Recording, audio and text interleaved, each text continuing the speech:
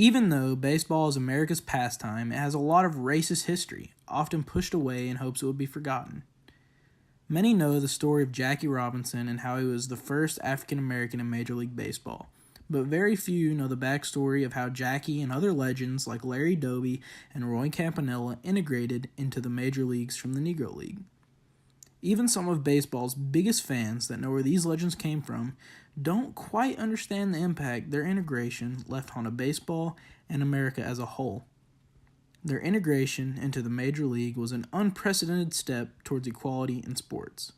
Today, even though we've moved past different leagues divided by race and pay gaps driven strictly on the color of our skin, there is still racial tension in baseball we hope to shed light on. When integration of African American players into the MLB started to happen, lots of players were almost stolen from the Negro League teams they played for. Owners were stripped of their best players and their teams started to crumble. As these teams fell, some areas like Kansas City were hurt economically. The team employees lost their jobs and local black business owners saw a decrease in their business from the game time influx of traffic to their pubs and diners they were used to. Black citizens would not have cared to see their jobs lost if they saw a step towards racial equality with their black baseball players. However, this was not the case. Once black players got on the MLB teams, their pay was extremely lower from their white counterparts. Players who put up better numbers than some of the All-Stars were still paid less than half of what they made. Not only that, African American players were often heckled and harassed by the stands, leaving them in not only a pay gap difference, but also a hostile work environment. Communities were affected in different ways by integration. African American fans who used the Negro League as a rallying point were ecstatic that their players made it into the major league. This happiness quickly faded, however, when they watched the same players they cheered for get harassed on the field by white fans. These same communities started to get hit financially also. Baseball and business were being closed in on by white owners. Negro League teams lost their players for little to nothing to white owners of MLB teams, and black business owners were being forced to compete with the white business owners after the communities started to merge together. Many black business owners and their employees were left without jobs.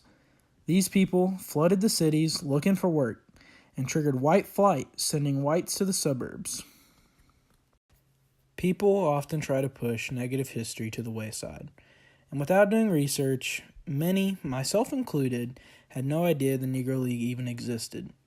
So we decided to ask students around the University of Kentucky what they knew about the Negro League, baseball's integration, and their opinion on if racism was still prevalent in baseball today.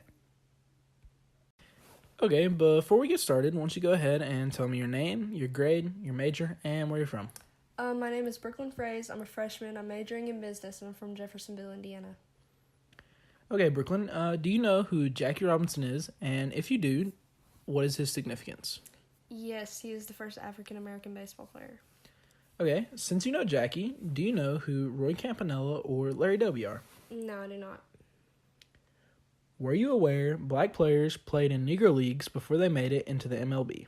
I was not aware.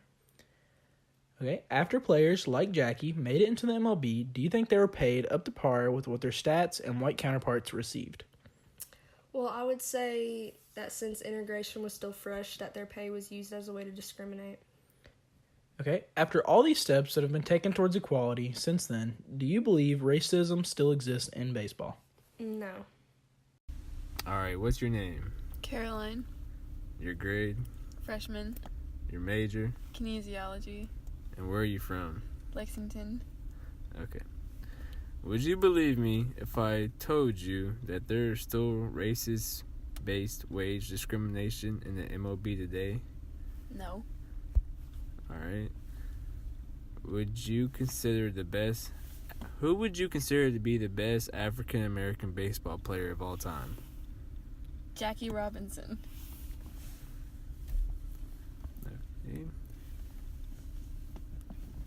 Do you know who Larry Doby was? No. Do you think racism is still a problem in sports today? No.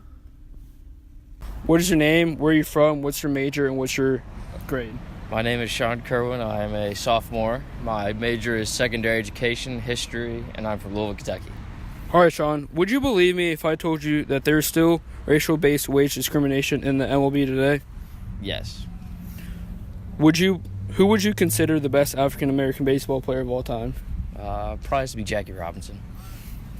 Do you know who Larry Doby was, Satchel Paige, or Roy Campanella? I know who Satchel Paige was.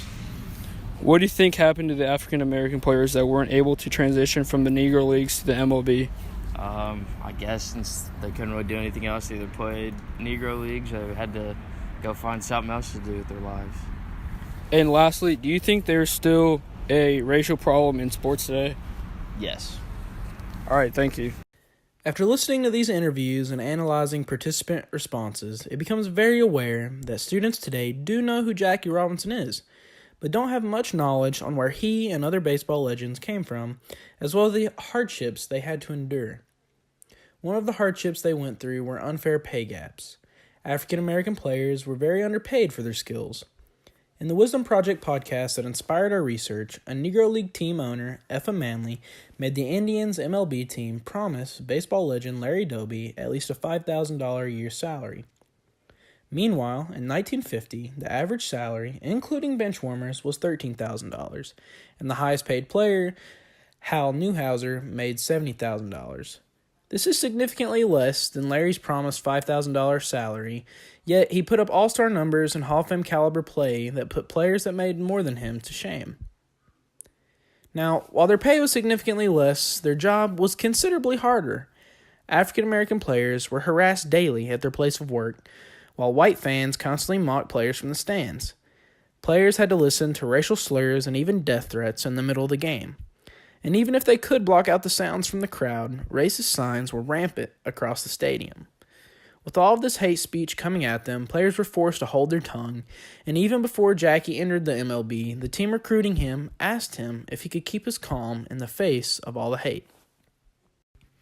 African American baseball players have come a long way in their journey into America's pastime. Aside from everyday life's racial divisions during the 1900s, they had to work in different leagues separated solely on the color of their skin. Even when they achieved a victory towards equality by getting into the Major League Baseball, their victory was short-lived.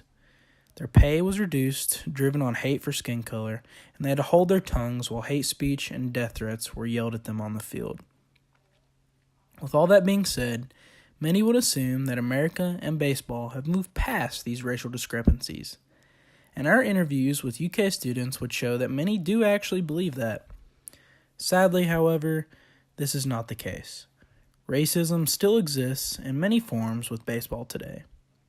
Blatant examples of racism still pop up throughout the league, and for example, in the following clip, in 2017, player Yuli Gurriel made a slant eye gesture towards a Japanese pitcher he hit a home run on. That is smoked. It is gone. 1-0 Houston.